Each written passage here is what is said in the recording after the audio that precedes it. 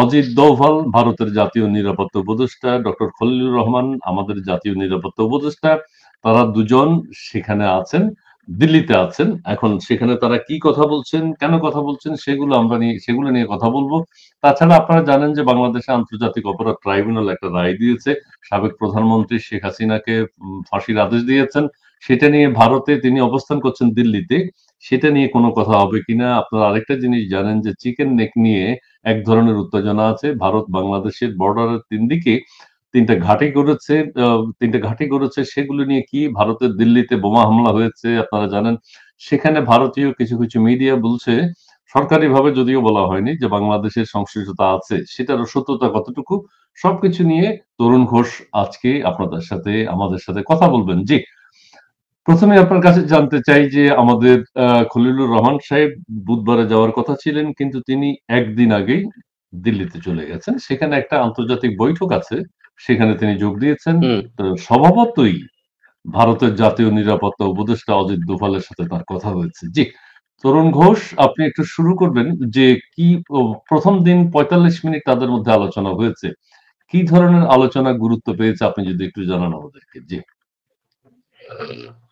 আলোচনা, দেখুন, ভেতরে সব কথা তো জানা যায় না। যারা বলে যে আমি সব জেনেছি বা বুঝে সব শুনেছি, তারা বাজে কথা বলে। একটা আউটলাইন পাওয়া যায়, সে আউটলাইনের ডট গুলো আমরা মিলিয়ে একটা মোটামুটি মেলানোর চেষ্টা করি যে কি আলোচনা হতে পারে। তো এখন যে কথাগুলো আমাদের কানে আসছে, সেটা জি। নিয়ে আমি একটা ভিডিও করেছি আজকে সন্ধ্যেবেলাতে। এখন আমার কাছে কিছু পয়েন্ট লেখা আছে, আপনি যদি আমাকে 1 মিনিট সময় দেন, প্লিজ। G, please. আমি বের করি এটা। আমি দর্শক মন্ডলী, আপনারা মোহাম্মদ রায়হান কুদ্দুস, আসসালামু আলাইকুম। ওয়ালাইকুম আসসালাম, ধন্যবাদ আপনাকে। আমাদের একজন লিখেছেন বিল্লাল মান্তি, সেফ এক্সিট সফর। আচ্ছা, আরেকজন বলছেন তরুণদা বাংলাদেশের বন্ধু, আরেকজন বলছেন জয় বাংলা জয় বঙ্গবন্ধু, অন্য একজন বলছেন অভিষেক সরকার প্রিয় অতিথি। জি, আরেকজন বলছেন আমরা এই অবৈধ রায় মানি না, মানব না, জয় বাংলা জয় বঙ্গবন্ধু। আরেকজন ইংরেজিতে লিখছেন, স্যার আপনাদের দুইজনের ভিডিওগুলো আমি খুব মন দিয়ে দেখি। জি, তরুণদা, জি আপনি বলুন। ধন্যবাদ।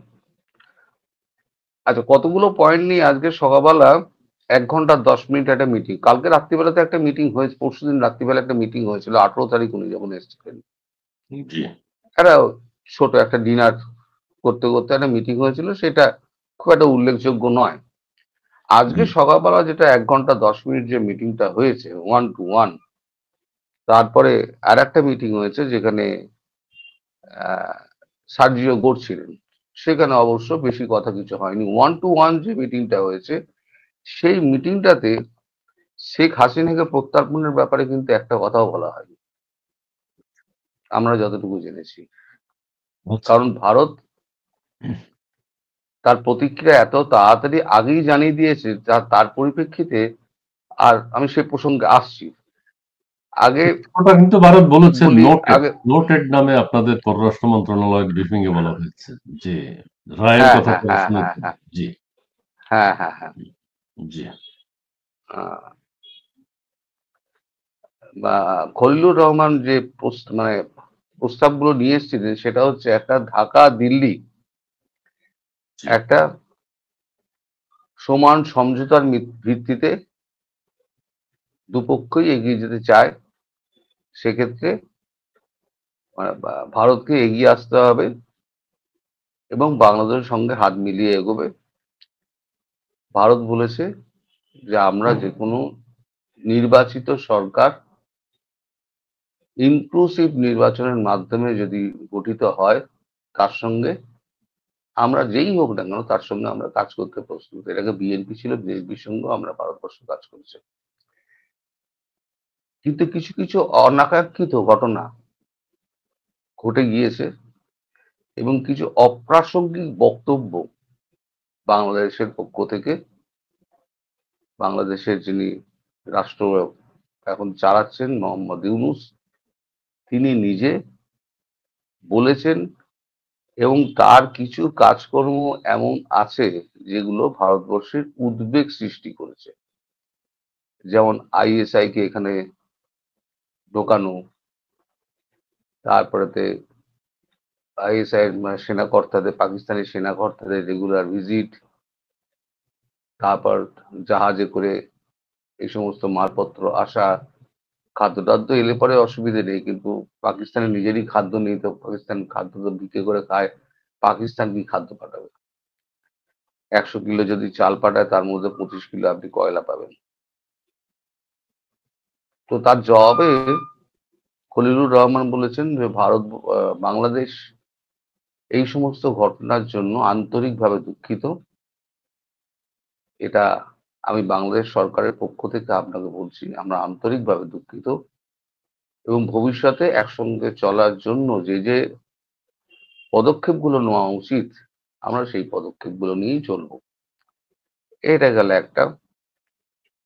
দ্বিতীয়, খলিলুর রহমান বলেছেন যে ইন্দো প্যাসিফিক যে এটা আছে সেটার ব্যাপারে আমরা ভারতবর্ষকে পূর্ণ সহযোগিতা করব ইন্দো প্যাসিফিক ইস্যুতে, এবং উপসাগরীয় অঞ্চলে যে নিরাপত্তা যে ব্যাপারগুলো রয়েছে সেগুলোতেও আমরা একসঙ্গে হাতে হাত মিলিয়ে কাজ করব।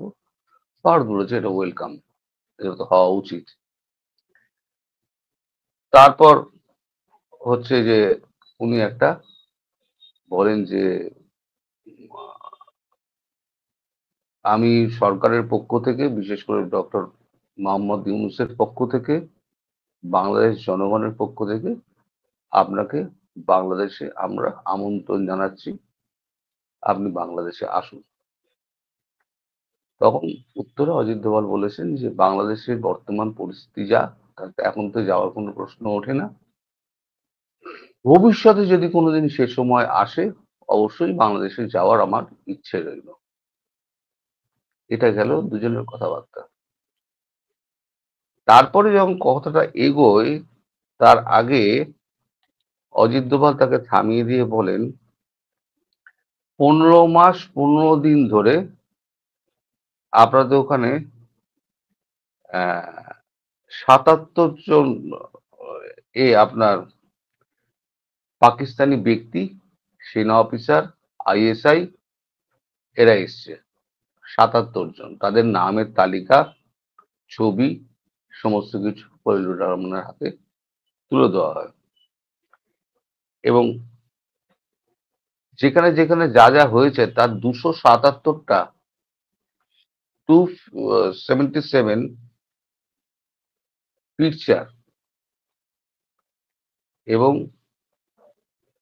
তার সঙ্গে কত পাতার এক্স্যাক্টলি আমি জানি না, একটা নথি দেওয়া হয়েছে। তারপরে বলেছেন জঙ্গিবাদের উত্থান যেভাবে ঘটছে ডক্টর মোহাম্মদ ইউনূসের আমলে, যেভাবে জঙ্গিদের সমস্ত জেল থেকে ছেড়ে দেওয়া হয়েছে, সেখানে ভারত তার অসন্তোষ প্রকাশ করতেই পারে। কারণ ভারতের প্রতিবেশী রাষ্ট্র যদি সন্ত্রাসবাদী রাষ্ট্রে পরিণত হয়, তাহলে ভারতের পক্ষে সেটা একটা দুর্ভাগ্যের ব্যাপার, এবং সেখানে কিছু অনিশ্চয়তা দেখা দেয়। যেমন পাকিস্তান নিয়ে আমরা সমস্যার মধ্যে রয়েছি, আবার পূর্ব দিকে আর একটা সমস্যা তৈরি হোক, ভারতবর্ষ সেটা চায় না। এটা পরিষ্কার তাকে বলে দেওয়া হয়। তারপর একটা বলা হয় শেখ হাসিনার যে বিচার, জি, এই যে ট্রাইব্যুনাল, জি। এই ট্রাইব্যুনালের যে বিচারটা হয়েছে সেটা ভারতবর্ষ স্বীকৃতি দেয় না, এবং যেভাবে বিচারটা হয়েছে সেই বিচারটা কোনো আন্তর্জাতিক কোনো দেশ এই বিচারকে মান্যতা দেবে না। কারণ যার বিরুদ্ধে বিচার হচ্ছে তিনি উপস্থিত নেই, তার সপক্ষে তার নিয়োগকৃত কোনো উকিল নেই, বা কোনো লয়ার বা আইনজীবী যাই বলুন নেই। সেক্ষেত্রে রাষ্ট্রপক্ষে ঠিক করা লয়ার এবং রাষ্ট্রপক্ষই একটা মামলা চালাচ্ছে, মানুষ আগেই আন্দাজ করে নিয়েছিল এবং ভারতবর্ষও আন্দাজ করেছিল যে এটা কি হতে যাচ্ছে। এখন যে মামলার রায় মানুষ আগেই ঠিক করে নেয় যে এই মামলার রায় এই হতে পারে, তাহলে সেই মামলা কতটা নিরপেক্ষ হয় সেই নিয়ে তো প্রশ্ন চিহ্ন থেকেই যায়। আর এটা আমাদের দেশের, আপনি এটা যেটা বলছেন, আপনাদের উদ্বেগের কথা বলেছেন, আমাদের দেশের সবাইও জানে যে কি রায় হবে, দেশের সব মানুষ জানে। নারী, পুরুষ, ছোট, সবাই বড়, পৃথিবীর আবাল, বৃদ্ধ, বনিতা, হ্যাঁ?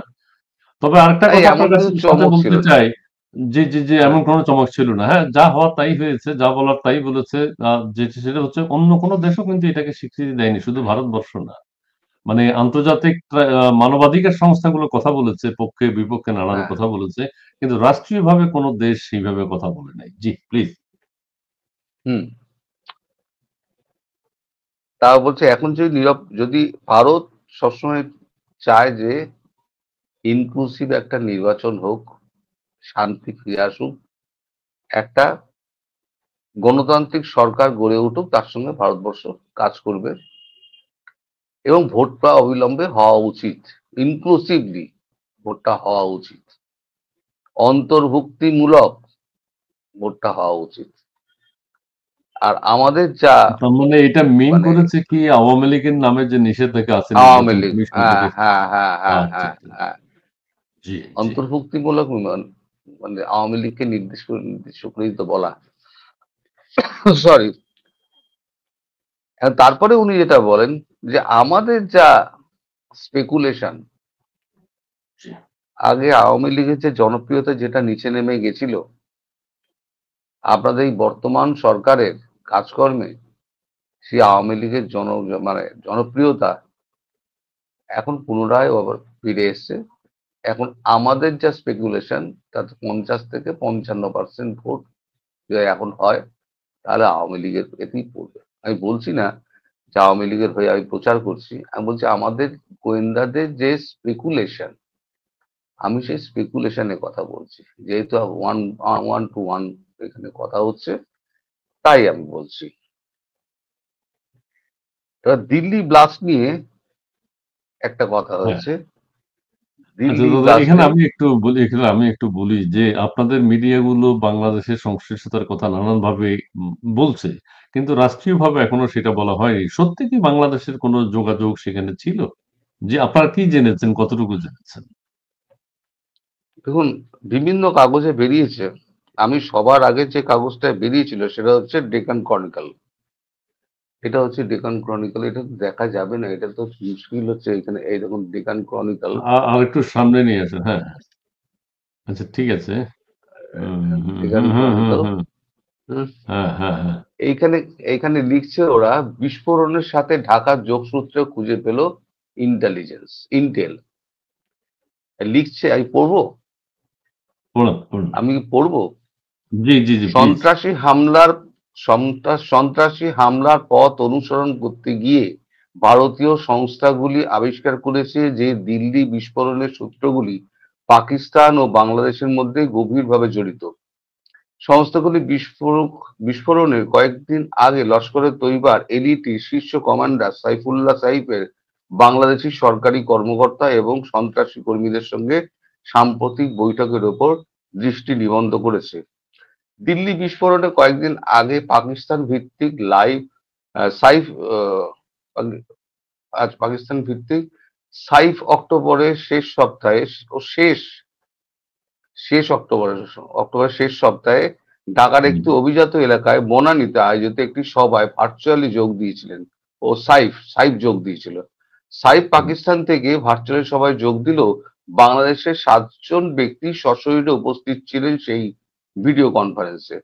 এরা হলেন নিষিদ্ধ ইসলামিক গোষ্ঠী Hizb ut Tahrir H U HUT এর ঢাকা প্রধান জুবায়ের আহমেদ চৌধুরী, সাইফের ডান হাত এবং মার্কাজি জামিয়াত আহলে হাদিসের সাধারণ সম্পাদক ইবতিসাম এলাহি জাহির, বাংলাদেশের অন্তর্বর্তীকালীন স্বরাষ্ট্র সচিব ডক্টর নাসিরুল গনি, ঢাকা নর্থ কর্পোরেশনের সিইও এবং এই চিউটির সমন্বয়কারী মোহাম্মদ আজাজ জঙ্গি গোষ্ঠী আনসারুল্লাহ বাংলা টিমের এবিটির আপ প্রধান হাফিজ সুজাউদ্দৌলা এবং হাফিজ আলী ফজলু এবং বিস্ফোরক বিশেষজ্ঞ সুমন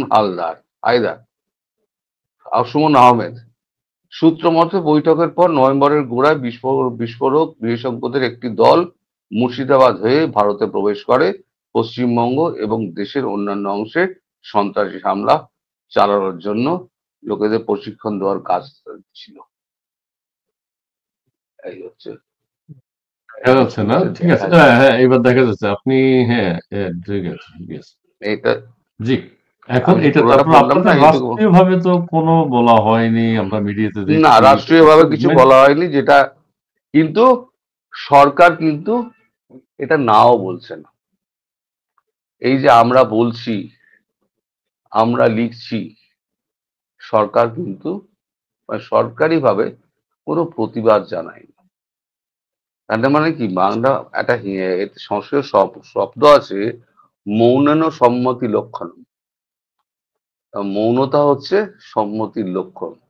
সরকারের যখন চুপ করে থাকা, আমি যে কথাগুলো বলি সেই কথাগুলো যদি আমি মিথ্যে কথা বলতাম, তাহলে আমার সরকার কি আমার গলা চেপে ধরতো না, যে তুমি আমাদের নাম করে করে মিথ্যে কথা বলছো?